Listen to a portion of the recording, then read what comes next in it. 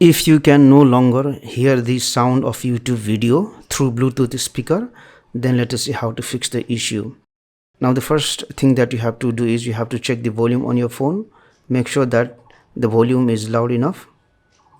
And the next thing that you have to do is on your Bluetooth device also make sure that the volume is set to high and not 0.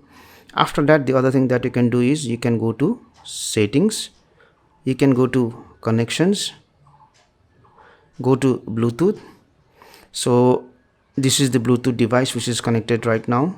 I will tap on this gear icon here and I will just disable this option calls and only select audio and check if this will fix the issue. After that, what I will do is I will again go to settings here.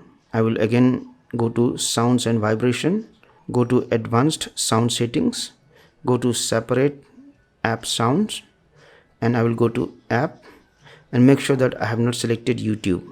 If there is YouTube, then what you do is select other things such as Chrome. Do this one, and the last option is you can go to settings again, go to connections, go to Bluetooth, and what you do is tap on this gear icon for your Bluetooth device and then unpair and then again pair it to see if it works or not.